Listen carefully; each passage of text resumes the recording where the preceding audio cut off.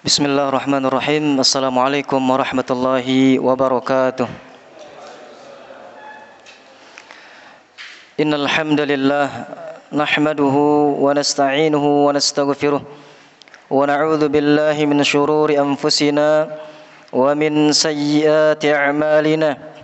Man yahdihillahu fala mudilla lahu wa man yudlil fala hadiya lahu. أشهد أن لا إله إلا الله وحده لا شريك له وأشهد أن محمدا عبده ورسوله قال الله تعالى يا أيها الذين آمنوا اتقوا الله وقولوا قولا سديدا يصلح لكم أعمالكم ويغفر لكم ذنوبكم ومن يطع الله ورسوله فقد فاز فوزا عظيما أما بعد فإن أصدق الحديث كتاب الله وخير الهدي هدي محمد صلى الله عليه وسلم وشر الأمور محدثاتها فإن كل محدثة بدعة وكل بدعة ضلالة وكل ضلالة في النار. Ma'asyiral muslimin rahimani wa rahimakumullah. Hendaklah kita senantiasa memuji Allah tabaraka wa ta'ala atas segala limpahan nikmat-Nya. Ini yang harus terus kita latih dalam diri kita, yaitu bersyukur kepada Allah Subhanahu wa ta'ala atas limpahan nikmat-Nya. Karena dengan sebab syukur, Allah tabaraka wa ta'ala senantiasa benar-benar akan menambahkan nikmat-Nya kepada kita. Dan salawat serta salam kepada junjungan kita Nabi besar Muhammad sallallahu alaihi wasallam, kepada keluarga beliau, sahabat-sahabat beliau dan para pengikut beliau hingga hari kiamat. Ma'asyiral muslimin rahimani wa rahimakumullah.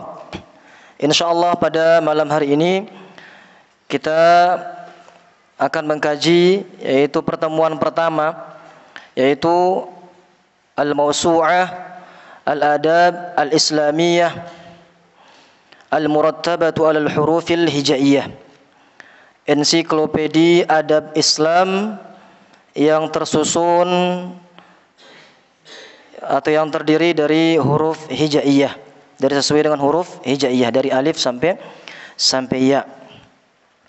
Para jamaah rahimani wa rahimakumullah, berkaitan dengan adab, bagi yang punya PDF, mungkin sedikit kita baca PDF-nya yang berbahasa Arab, silahkan mungkin dibuka, atau yang berbahasa Indonesia juga tidak mengapa. Nah, muallif pengarang kitab ini adalah Abdul Aziz bin Fathi As-Sayyid Nada, ya, pengarang kitab ini.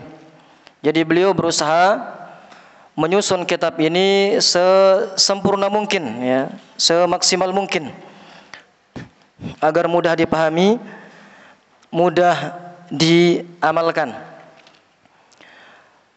Para jamaah rahimani wa rahimakumullah, muallif mengatakan, pengarang kitab ini mengatakan bahwasanya fa innallaha azza wa jalla qad syara'a li ibadihi syara'i'. Sungguh Allah Subhanahu wa ta'ala menetapkan bagi hamba-hambanya syariat-syariat. Inhum amilu biha saluha haluhum fid dunya wa kanu yawmal qiyamah minal faizin. Maka jikalau mereka mengamalkan syariat-syariat tersebut, saluha haluhum fid dunya, kondisi keadaan atau kondisi mereka selama hidup di dunia itu dalam kondisi baik. Wa kanu yaumal qiyamah minal faizin, dan di hari kiamat pun dia termasuk orang-orang yang beruntung. Kemudian wa kullu syara'il Islam, karena kita membahas masalah adab, pembahasan adab ini juga termasuk dari syariat-syariat Islam. Tidak hanya terbatas pada akidah atau manhaj saja. Karena yang ditemukan dalam Al-Quran dan Sunnah Nabi Sallallahu Alaihi Wasallam itu terkandung masalah aqaid, akidah, muamalah juga, masalah yaitu adab, masalah akhlak, kita mempelajari adab pada malam hari ini karena kita juga melihat di sini sudah banyak yang asatidz kita menyampaikan yang berkaitan dengan tauhid. Maka alangkah baiknya agar kita menjadi seorang muslim yang sejati, mengamalkan syariat Islam dengan kafah, dengan sempurna, kita mempelajari seluruh syariat yang diturunkan oleh Allah Subhanahu wa taala kepada baginda Rasulullah sallallahu alaihi wasallam. Nah, dan terlebih lagi, jikalau misalkan saya yang menyampaikan adab, panjenengan temukan saya yang keliru menyampaikan adab kok tidak beradab, maka segera kita saling menasihati.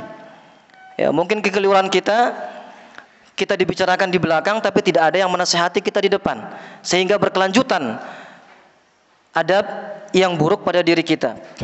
Maka jikalau panjenengan atau kita sama-sama menemukan dalam diri kita atau saudara-saudara kita, maka hendaklah kita saling menasihati. Karena agama kita ini adalah agama nasihat. Nah, wa kullu syara'il Islam min wajibatin wa mustahabbatin wa ghairiha yuradu minha.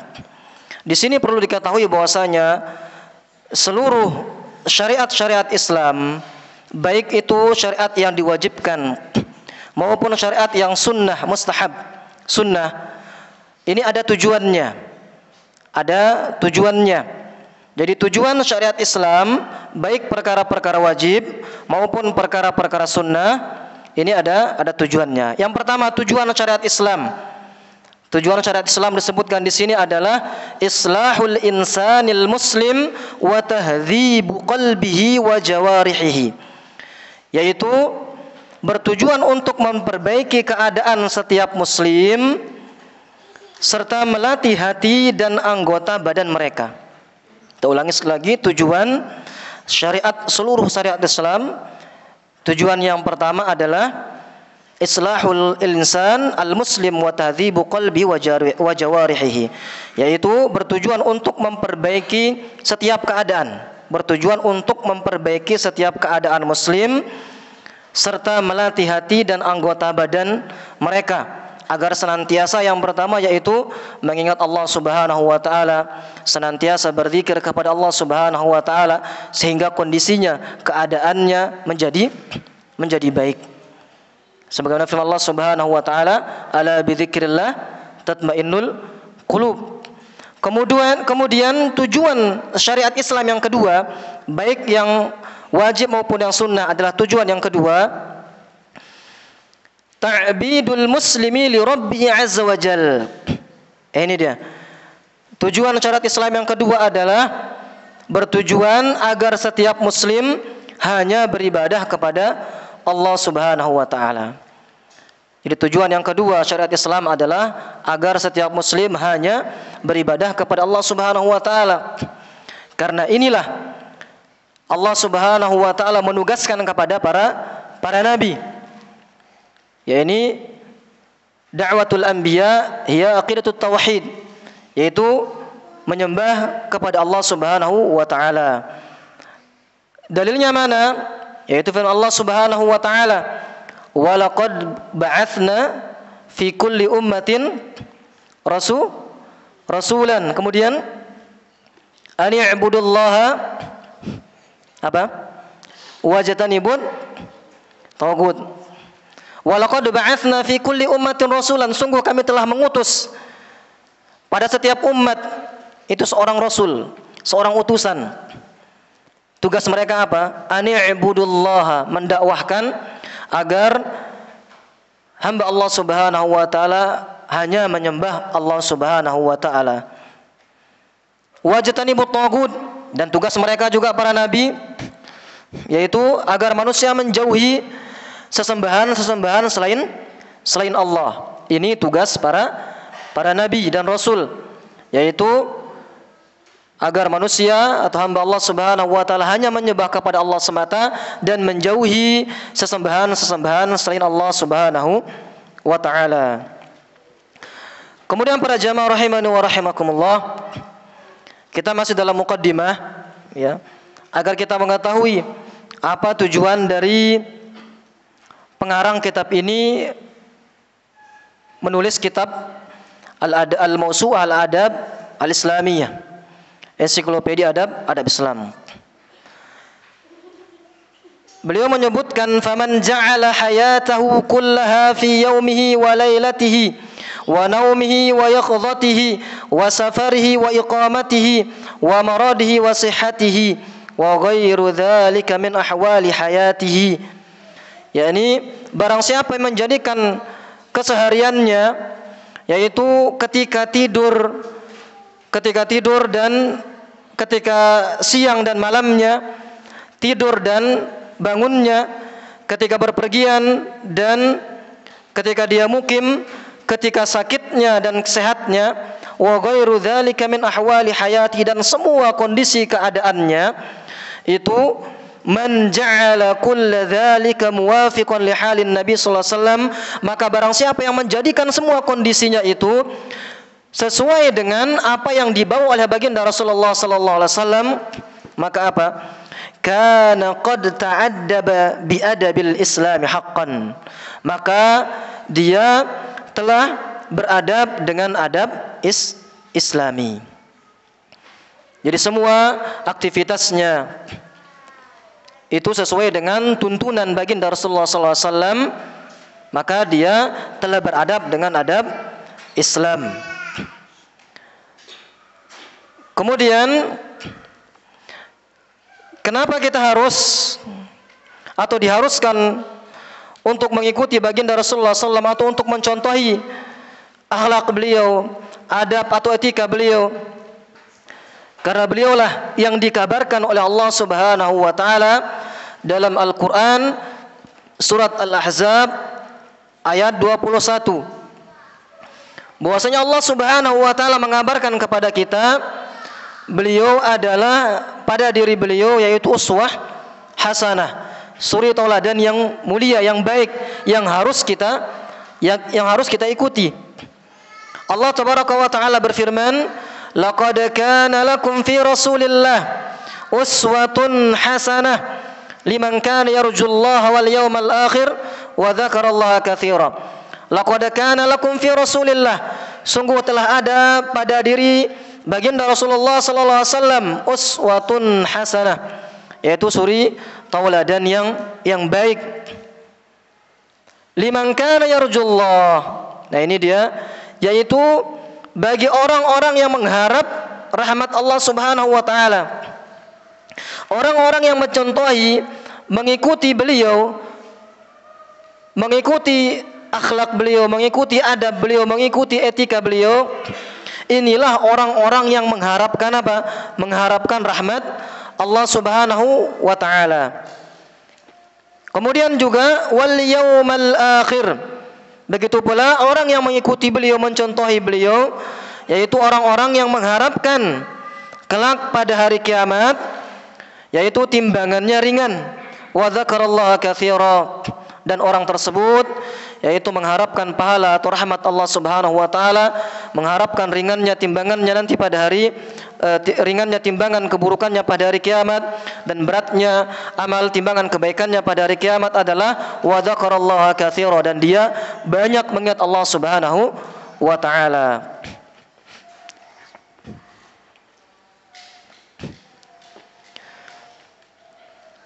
Wa fil haqiqati fa inni ara an nata'addab al-muslim ma'a Allah ta'ala bi adabil Islam yashmal fi'la ma amara Allah bihi sawa'un amarahu bihi ijaban aw nadban.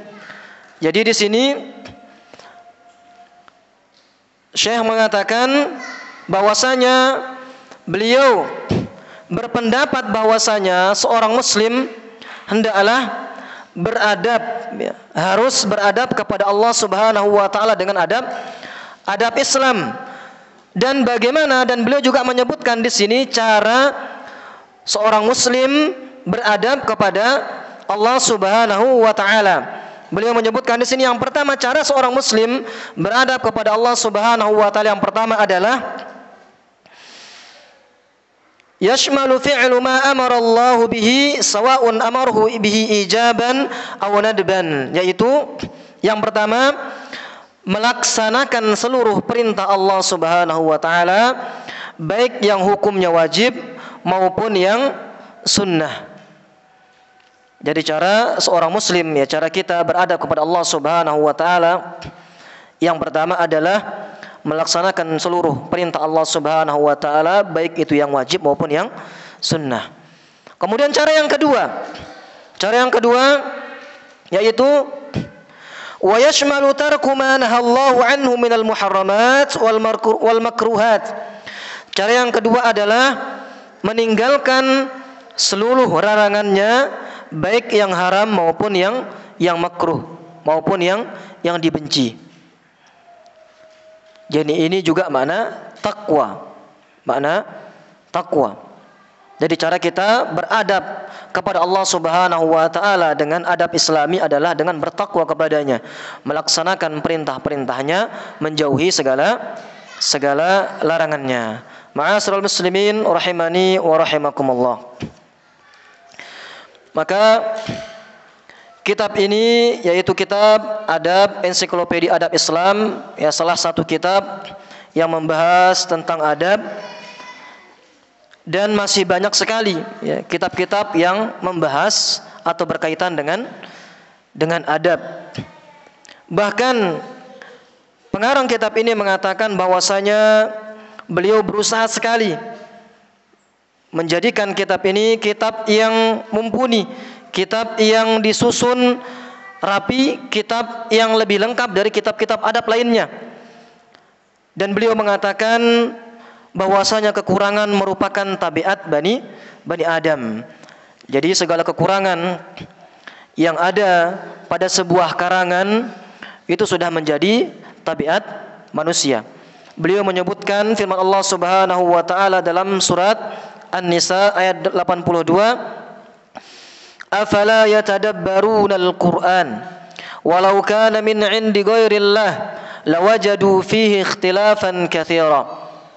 Afala yatadabbaruna al-Qur'an, maka tidakkah mereka menghayati, mentadabburi, memahami, mendalami Al-Qur'an, walau kana min 'indi ghairillah, sekiranya Al-Qur'an itu bukan dari Allah Subhanahu wa taala, lawajadu fihi ikhtilafan katsira, pastilah mereka menemukan banyak hal yang bertentangan di dalamnya. Jadi yang sempurna hanya Al-Qur'an. Yang sempurnanya hanya Al-Qur'an, yaitu kalamullah Subhanahu wa ta'ala. Ma'asyiral muslimin rahimani wa rahimakumullah. Kemudian beliau juga menyebutkan bahwasanya kitab beliau ini begitu banyak kekurangan. Beliau membawakan perkataan Al-Imad Al-Asbahani.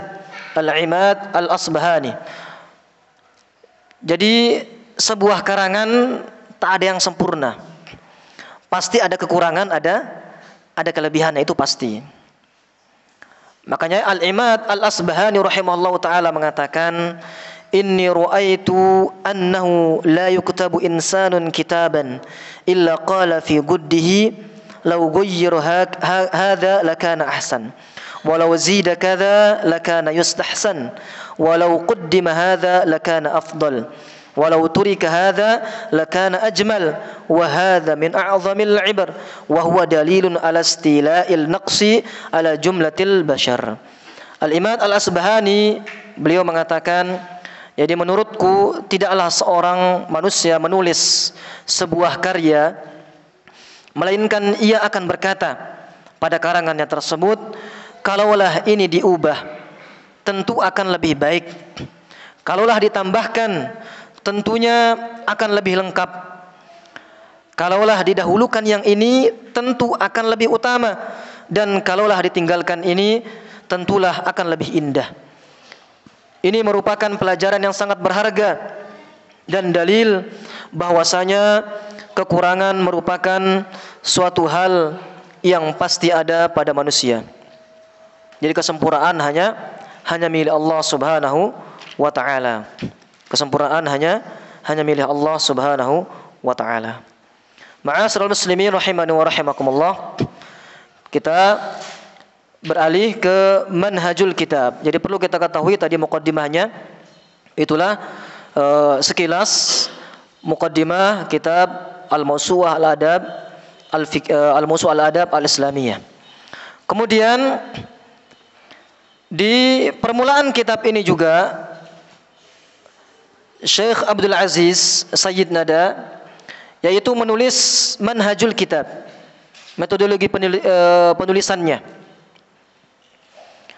Beliau mengatakan di sini bahwasanya di pendahuluan kitab ini beliau mendahulukan 3 pembahasan. Di kitab ini beliau mendahulukan 3 pembahasan sebelum membahas adab-adab dari alif sampai ya.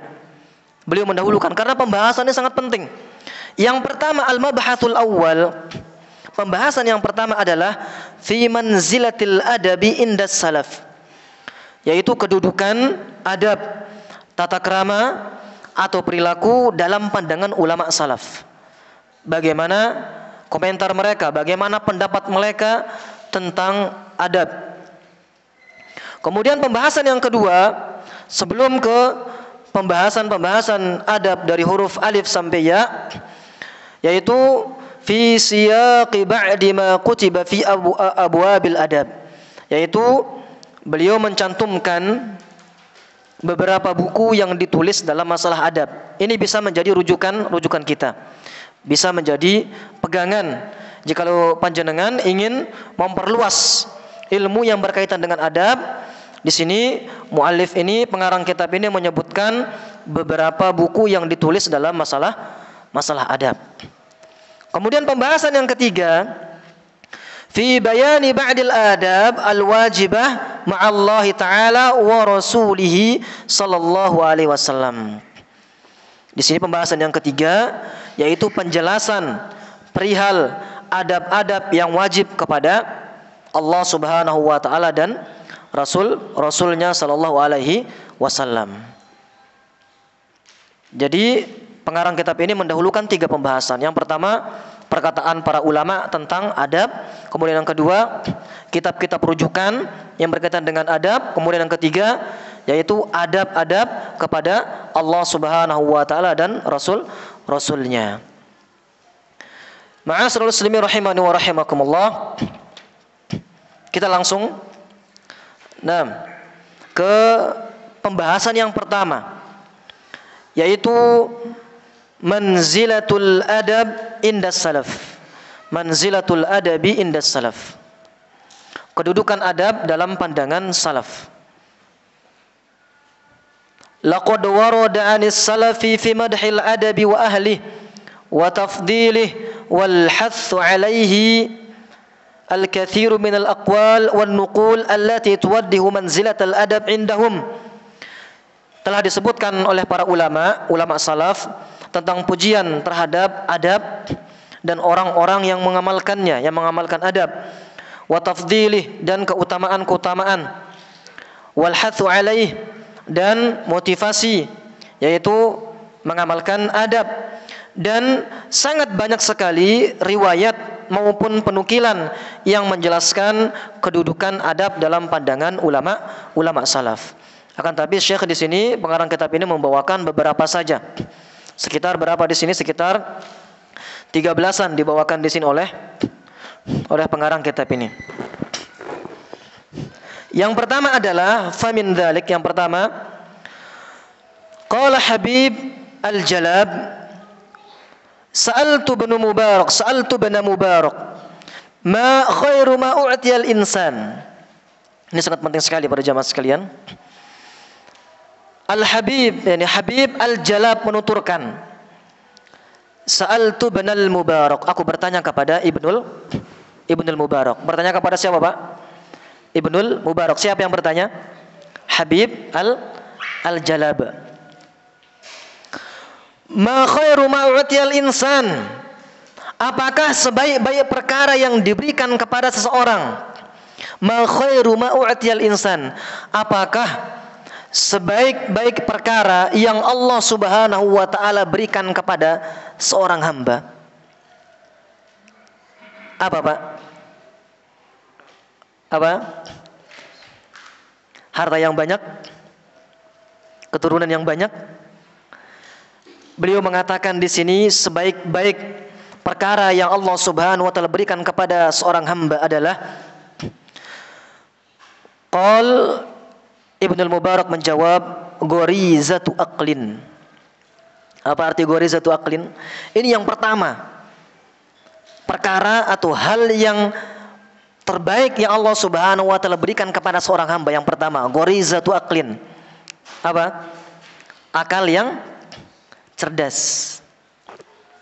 Ya, kita bersyukur jika ada keluarga kita, saudara kita yang IQ-nya ya Masya Allah.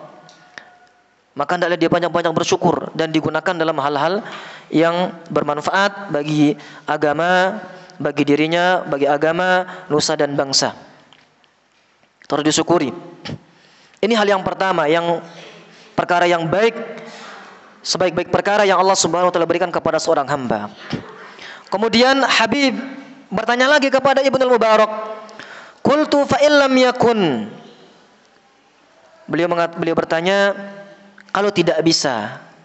Maksudnya adalah kalau tidak dianugerahkan oleh Allah Subhanahu wa taala akal yang cerdas, maka apa sebaik-baik perkara yang lain? Beliau menjawab Ibnul Mubarak, husnu adabin. Perkara yang kedua yaitu husnu adabin. Adab yang baik. Maka hendaklah kita giat mengamalkan adab-adab yang Rasulullah SAW ajarkan kepada kita. Bahkan baginda Rasulullah SAW menjamin, sebagai penjamin akan membangunkan surga, akan membangunkan rumah di surga yang paling tinggi bagi orang yang memperbaiki akhlaknya. Kata Rasulullah SAW, ana za'imun, saya sebagai penjamin, saya menjamin, bi baitin fi rabadil jannah liman tarakal mira wa in kana muhiqqan. Saya sebagai penjamin akan membangunkan sebuah rumah di tepi surga, liman tarakal mira wa in kana muhiqqan. Tapi surga ini, rumah tepi surga ini bagi orang yang meninggalkan perdebatan walaupun dia dalam kebenaran. Wa bi baitin fi wasatil jannah, dan beliau menjamin akan membangunkan rumah juga di mana? Wasat, di tengah surga. Ini bagi siapa? Liman tarakal kadhiba wa in kana mazihan. Bagi orang yang meninggalkan kedustaan walaupun itu hanya sebuah candaan. Walaupun hanya senda gurau, membuat cerita-cerita bohong agar orang lain tertawa, menipu dan lain-lainnya. Kemudian yang terakhir, wa bi baitin fi a'lal jannah liman hassana khuluquhu. Dan beliau menjamin akan membangunkan rumah di atas surga yang paling tinggi ini bagi orang yang hassana khuluquhu, orang yang memperbaiki, memperbagus akhlaknya. Maka kita mulai dari sekarang, kita mulai dalam kehidupan kita.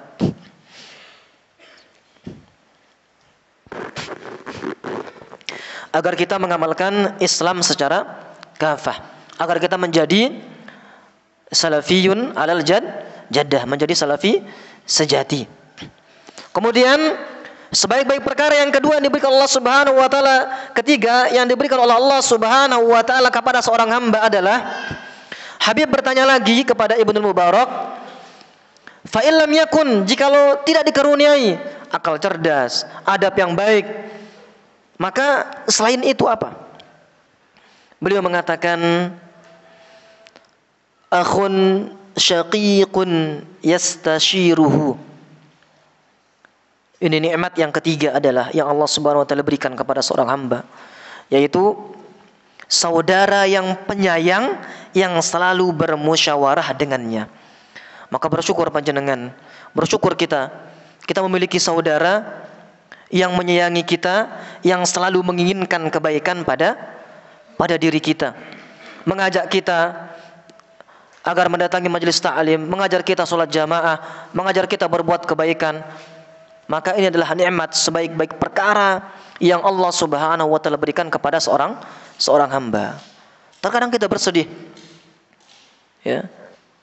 Saudara, kita punya saudara kadang tidak sholat jamaah. Atau bahkan perlakuannya kurang baik. Ya. Disitulah Allah Subhanahu wa taala belum memberikan kita nikmat atau karunia yang terbaik. Kemudian yang keempat adalah beliau mengatakan, bertanya lagi, Habib Al-Jalab bertanya kepada Ibnu Mubarak, fa illam yakun, jikalau tidak dianugerahi saudara penyayang yang selalu bermusyawarah dengannya, dengan kita, mengatakan sumtun tawilun, apa? Yaitu diam yang panjang. Sumtun tawilun. Kita tidak cerdas. Kita tidak punya adab yang baik. Tidak punya saudara penyayang yang bermusyawarah, yang selalu menasihati kita. Kita kurang pemahaman kita dalam agama. Maka hendaklah kita sumtun tawil, diam yang panjang. Kalau kita banyak bicara, tambah memperkeruh suasana. Maka Nabi SAW, as-sumtu najah, diam itu menyelamatkan. Kalau nggak tahu sudah diam saja. Gimana ceritanya ini, seperti ketimbang kita mengarang cerita yang hal itu tersebut tidak kita ketahui, maka lebih baik kita diam. Dan itu yang terbaik, itu menunjukkan keimanan kita kepada Allah Subhanahu wa taala dan hari akhir. Jikalau kita mengharapkan pahala dari Allah Subhanahu wa taala, mengharapkan amal timbangan kebaikan kita diberatkan dan diringankan amal keburukan kita di akhirat kelak, maka hendaklah kita lakukan sebagaimana yang disabdakan oleh baginda Rasulullah SAW mengatakan, la yu'minu ahadukum man kana yu'minu billahi wal yawmil akhir falyakul khairan aw liyasmut. Barang siapa yang beriman kepada Allah dan hari akhir, maka hendaklah falyakul khairan aw liyasmut. Hendaklah dia mengucapkan, mengatakan, menyampaikan kebaikan. Kalau tidak bisa, maka liyasmut. Lebih baik baginya diam. Tidak bisa memberikan manfaat bagi saudara yang lain, maka hendaklah diam. Kemudian disebutkan di sini yang kelima, sebaik-baik perkara yang kelima yang Allah Subhanahu wa taala berikan kepada seorang hamba adalah, Habib bertanya kepada Ibnu Mubarak, qal mautun ajilun. Sudah enggak diberi akal cerdas, adab yang baik, saudara ya penyayang yang selalu bermusyawarah dengannya, diam, tidak bisa diam, melakukan keburukan-keburukan, maka mautun ajilun, pantas baginya itu mautun ajil, kematian yang segera. Karena apa kata Nabi sallallahu alaihi wasallam, khairun nas anfa'uhum linnas. Sebaik-baik manusia adalah yang bermanfaat bagi manusia yang lainnya. Maka hendaklah kita, jikalau tidak diberikan akal cerdas, adab yang baik, saudara penyayang selalu bermusyawarah, kita tidak bisa diam, maka selayaknya bagi kita selalu berdoa kepada Allah, meminta kepada Allah hal-hal tersebut, agar kita tidak seperti mayit yang tidak bisa berbuat apa-apa, tidak bisa berbuat kebaikan, memberikan manfaat bagi orang lain, kita hanya memudaratkan orang lain. Perbanyak berdoa, meminta pertolongan kepada Allah Subhanahu wa taala. Kemudian selanjutnya perkataan salaf yang lain adalah waqala Syafi'i. Imam Syafi'i menyebutkan atau menuturkan, mengatakan, man ahabba an yaftahallahu qalbahu aw yunawwirahu. Di sini para jamaah sekalian, barang siapa yang ingin Allah membukakan hatinya, aw yunawwirahu, atau menerangi hatinya, barang siapa yang dia ingin Allah Subhanahu wa taala membukakan hatinya, yang tadinya dia tidak bisa menerima nasihat, Kemudian au yunawwirhu, atau menerangi hatinya. Hatinya banyak penyakit, banyak maksiat, bintik-bintik hitam dalam hatinya. Apa yang harus dilakukan? Imam Syafi'i mengabarkan kepada kita bahwasanya ada trik atau tips agar Allah Subhanahu wa taala membukakan pintu hati kita atau menerangi hati kita. Yang pertama, cara yang pertama adalah fa'alai bil khulwah. Ya, cara yang pertama adalah berkhulwat, yaitu menyendiri. Bukan menyendiri enggak tahu apa dikerjakan dalam kamar ya. Tetapi menyendiri dalam beribadah kepada Allah. Contohnya qiyamul lail. Ya. Atau amalan-amalan yang hanya kita saja yang mengetahui, orang lain tidak mengetahuinya. Kita berkhulwat, memperbanyak zikir. Orang lain sibuk bekerja, sibuk bermain, sibuk tidur. Kita memperbanyak zikir, memperbanyak baca Al-Quran. Ini juga khulwat. Ya. Menyendiri. Kemudian cara yang kedua, agar Allah Subhanahu wa taala membukakan hati kita atau meneranginya adalah wa qillatul akli. Sedikit makan. Jangan terlalu, mohon maaf ya, jangan terlalu rakus dalam makan. Azan dulu. Baik, kita lanjutkan sedikit lagi insyaallah.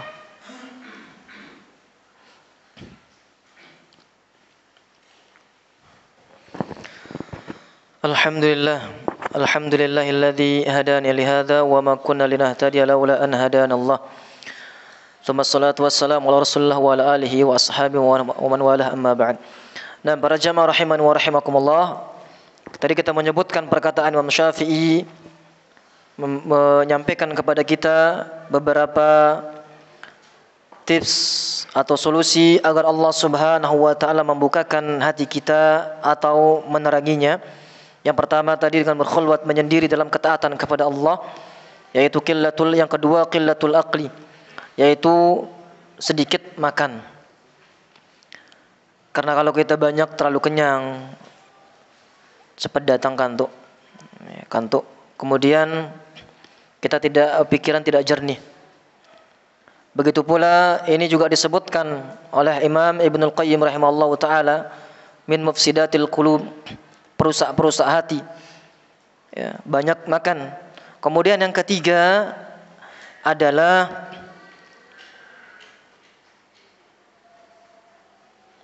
beliau mengatakan yang ketiga wa tarku mukhalatatis sufaha, yaitu meninggalkan pergaulan dengan orang-orang bodoh atau banyak bergaul, singkatnya banyak bergaul. Jikalau tidak bermanfaat, nongkrong-nongkrong tidak bermanfaat, maka ditinggalkan. Min husni islamil mar'i tarkuhu ma la ya'ni. Termasuk dari ciri atau tanda baiknya keislaman seorang, dia meninggalkan hal yang tidak bermanfaat baginya.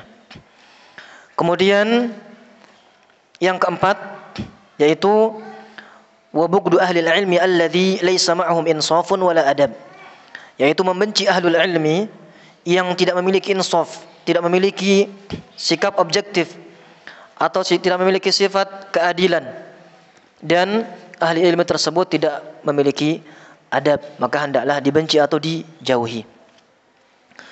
Kemudian beberapa perkataan para salaf, yaitu para ulama, sudah kita sebutkan dulu ketika muqaddimah kajian Tadhkiratus Sami' lil muallim wal muta'allim. Sudah kita sebutkan, di antaranya adalah perkataan Ibnu Sirin. Beliau mengatakan kanu yata'allamuna al-hadiya kama yata'allamuna al-ilma. Kata Ibnu Sirin, para salaf terdahulu mempelajari adab sebagaimana mereka mempelajari ilmu. Ma'asyiral muslimin rahimani wa rahimakumullah. Di sini kita ambil satu lagi atau beberapa, 2 atau 3 karena masih banyak, yaitu perkataan Imam Syafi'i ketika beliau ditanya, wa qila lisy-Syafi'i kaifa syahwatuka lil adabi. Imam Syafi'i ditanya, kaifa syahwatuka lil adabi, bagaimana hasratmu, bagaimana keinginanmu terhadap adab. Beliau menjawab, asma'u bil harfi minhu mimma lam asma'hu fatawaddu a'dha'i anna laha asma'an fatan'amu bihi. Beliau mengatakan, aku mendengar satu huruf.